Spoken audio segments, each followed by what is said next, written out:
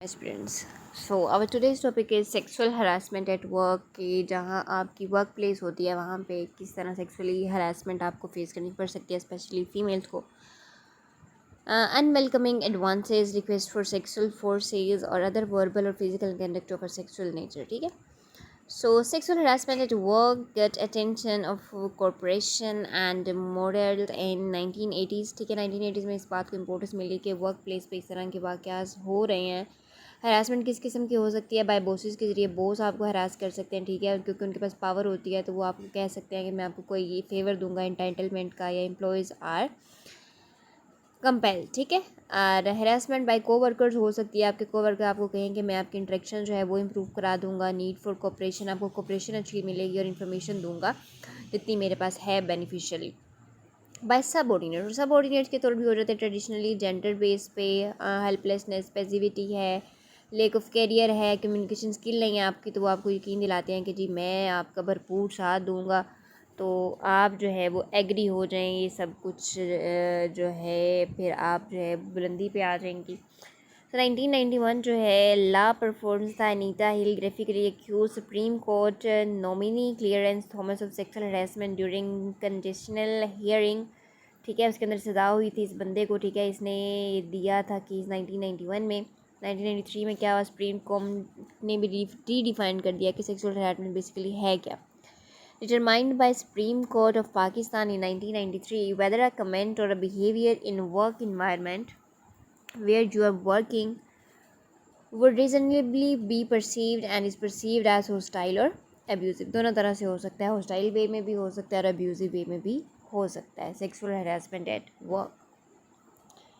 Next इसके साथ ही एक टॉपिक रिलेट करता है glass ceiling. Glass ceiling basically क्या है? The unseen yet unreachable barrier that keeps minorities and women from rising to upper ranks and the compared leader regardless of their qualification and achievement. क्या मतलब है simple लफ्ज़ों में? Glass ceiling का क्या मतलब है कि एक औरत है, बेसिकली कमज़ोर तबका वही है सोसाइटी के अंदर. ठीक है, दो जेंडर है, मेल और फीमेल.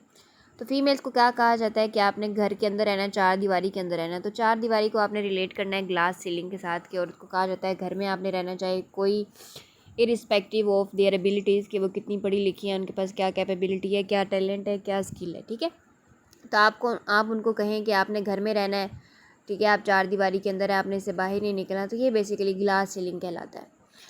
तो ये माइनॉरिटीज़ को फेस करनी पड़ती हैं. ठीक है, फीमेल्स को फेस करनी पड़ती हैं, हर वो तबका जो कमज़ोर है उसे ये ग्लास सीलिंग फेस करनी पड़ती है. तो इस फिनोमेना को बेसिकली कहते हैं glass ceiling. Glass ceiling index जो है 2016 के अंदर अगर हम देखें तो इकोनॉमिस्ट ने इसको रिपोर्ट किया. आइसलैंड, स्वीडन, फिनलैंड में बहुत ज़्यादा जो है इसकी कमी है, लेकिन जो वो मुल्क जो तरक्की पजीर हैं या भी तरक्की की राह पे गामजन होना चाहते हैं, जिसमें पाकिस्तान भी शामिल है, उसे ग्लास सीलिंग का बहुत ज़्यादा सामना करना पड़ रहा है.